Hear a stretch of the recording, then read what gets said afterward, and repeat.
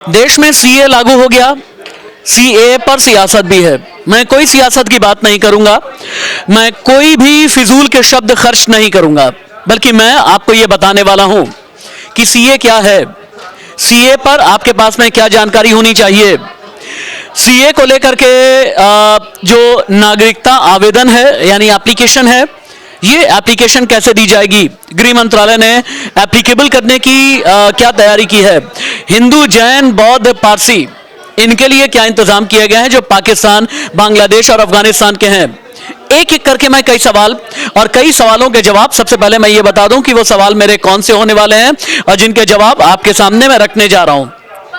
नागरिकता किन्हें मिलेगी, फॉर्म में क्या भरना होगा, कौन से डॉक्यूमेंट जरूरी हैं, सीए के तहत किन्हें नागरिकता मिलेगी, कोई अगर केस है किसी भी देश में किसी के खिलाफ तो क्या होने वाला है। और मेरे सीनियर कोलीग रविंद्र एक एक करके आपके हर एक सवाल का जवाब देंगे और रविंद्र हमें यह बताएंगे कि आसान शब्दों में बताएंगे, आम लोगों के शब्दों में बताएंगे एक एक करके सीए की जितनी निटिग्रिटीज हैं।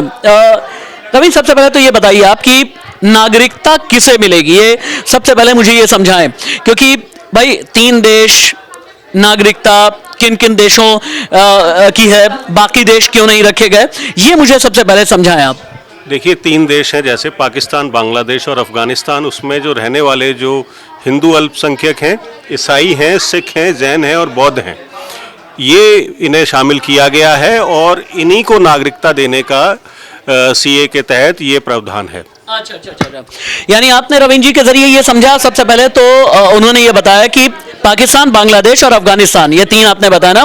पाकिस्तान, बांग्लादेश और अफगानिस्तान, यहां से आए हुए जितने अल्पसंख्यक हैं, गैर मुस्लिम है ना, मुस्लिम नहीं है, इनमें हिंदू हैं, जैन हैं, बौद्ध हैं, पारसी हैं, जिन्हें और बौद्ध भी हैं जिन्हें नागरिकता देने के लिए रास्ता खोला गया। अब अगला सवाल रविंद्र जी ये पैदा हो जाता है कि फॉर्म में क्या क्या भरना होगा। एक बार आसान शब्दों में ये समझाया, फॉर्म में क्या क्या भरना है अगर कोई फॉर्म भरता है तो। देखिए गृह मंत्रालय की वेबसाइट पर फॉर्म आएगा और उसमें जो अहम जो जानकारी है, नाम, पता, एड्रेस के अलावा उसने पहले ये भरना होगा कि वो भारत में कब से रह रहे हैं, यानी 2014 जो दिसंबर 2014 के बाद पहले से जो हैं उनको ही नागरिकता मिलेगी और उन्हें वो जानकारी उसमें भरनी है फॉर्म में। पहली तो मुख्य बात ये है।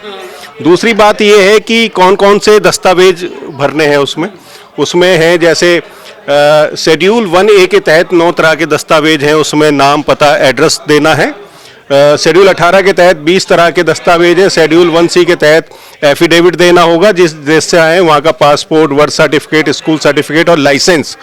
और इसी तरीके से इसमें मैं आगे आपसे पूछूंगा कि फॉर्म भरा कैसे जाएगा। आपने ये समझा कि कौन कौन से डॉक्यूमेंट देने हैं, ये आपको रविंद्र जी ने समझाया, लेकिन फॉर्म भरना कैसे है, फॉर्म भरने में किसी तरह की कोई गलती ना हो जाए, ये आप समझाएंगे हमें रविंद्र जी एक बार समझाएं आप कि फॉर्म आखिरकार भरे कैसे जाएंगे और फॉर्म भरते हुए क्या क्या ख्याल रखना है, इसको आप समझाएं। देखिए एक तो सारी जो प्रक्रिया होगी वो ऑनलाइन होगी, पोर्टल के तहत भरी जाएगी। पोर्टल हार्ड कॉपी नहीं चलेगी, हार्ड कॉपी नहीं चलेगी, उसमें ऑनलाइन ही सारे डॉक्यूमेंट भरने, क्योंकि पासपोर्ट आपका ऑनलाइन है, आपके जो शिक्षा के ज़्यादातर जो डॉक्यूमेंट्स हैं सारी दुनिया में वो सभी ऑनलाइन होते हैं। और अगर भारत में हैं तो डिजी लॉकर में उनके डॉक्यूमेंट्स होते हैं, तो वहां से वो लिंक करके। अब आगे मैं आपसे ये पूछने वाला हूं कि अगर किसी के खिलाफ कोई केस होता है तो ऐसे में उसे क्या करना है, क्या इसके जरिए नागरिकता रुक जाएगी। अगर कोई किसी के खिलाफ कोई केस है तो ऐसे में क्या होगा। देखिए हल्के फुल्के केस हैं तो उस पर तो भारत सरकार संज्ञान लेकर के, या वो ऐसे भी केस होते हैं जैसे छोटे मोटे फौजदारी या मारपीट के मामले होते हैं, तो उन्हें तो सरकार दरकिनार कर देगी, उन पर ज़्यादा कंसिस्टेंस नहीं लेगी, यानी उस पर संज्ञान ज़्यादा नहीं लिया जाएगा। लेकिन अगर कोई सीरियस तरह का किसी हीनियस क्राइम है, अगर कोई मर्डर का है या जान से मारने की धमकी जैसा है, तो फिर ऐसे में, या किसी तरीके की आर्थिक घोटाला या घपलेबाजी अगर कुछ किया हुआ है, तो उस मामले में सरकार फॉर्म कैंसिल कर देगी अगर हीनियस क्राइम में आपका नाम आता है। अब आपके जहन में एक और सवाल आ रहा होगा, अगर कोई शादीशुदा है तो उसके लिए क्या नागरिकता आवेदन का अलग फॉर्म होगा, अगर कोई बैचलर है तो उसके लिए क्या प्रोविजन रखे गए हैं। एक बार रविंद्र जी ये भी समझाएं आप, बैचलर्स के लिए और शादीशुदा के लिए, चूंकि अलग अलग फॉर्म के लिए आपने कुछ चीजें तैयार की हैं। देखिए, अगर शादीशुदा है तो उसके लिए अलग अलग फॉर्म है, बैचलर के लिए अलग है, शादीशुदा के लिए अलग है। भारत आने के बाद शादी की है तो उसकी जानकारी देनी होगी कि भारत के नागरिक से की है या अपने ही साथ मुल्क के आदमी से शादी या महिला से शादी की है। अगर भारत में शादी की है तो किससे शादी की है।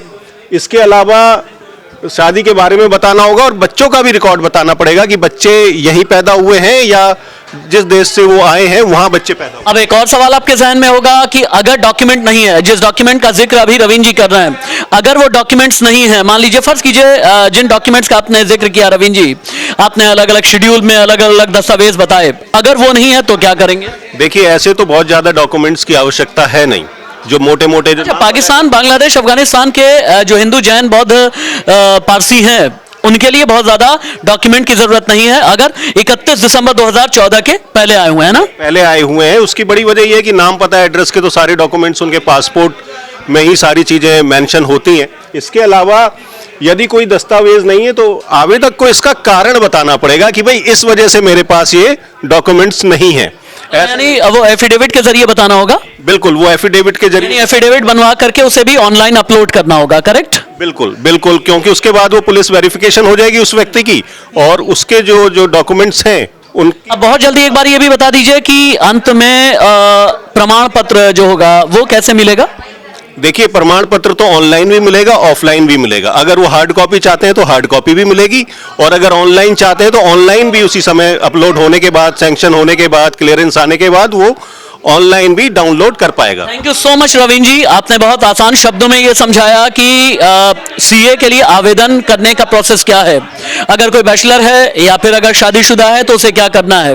हमने आसान शब्दों में आपको ये भी बताया कि अगर आपके पास डॉक्यूमेंट्स हैं तो क्या करना है, अगर डॉक्यूमेंट नहीं है, फर्ज कीजिए कि आपके पास बर्थ सर्टिफिकेट नहीं है या पाकिस्तान, बांग्लादेश, अफगानिस्तान का कोई डॉक्यूमेंट नहीं है तो भी परेशान होने की जरूरत नहीं है। एक भ्रम दूर कर लीजिए, सीए किसी धर्म के खिलाफ नहीं है। एक और भ्रम दूर कर लीजिए कि सीए मुसलमानों के खिलाफ नहीं है। एक और भ्रम दूर कर लीजिए कि सीए के वक्त में यह पूछा जाएगा कि हर कोई कागज दिखाए। एक और भ्रम दूर कर लीजिए, सीए का मतलब यह नहीं है कि एनआरसी की सीढ़ी तैयार हो गई है। आसान शब्दों में आपको समझाने वाला यह वीडियो लाइक कीजिए, शेयर कीजिए, चैनल को सब्सक्राइब कीजिए। नमस्ते।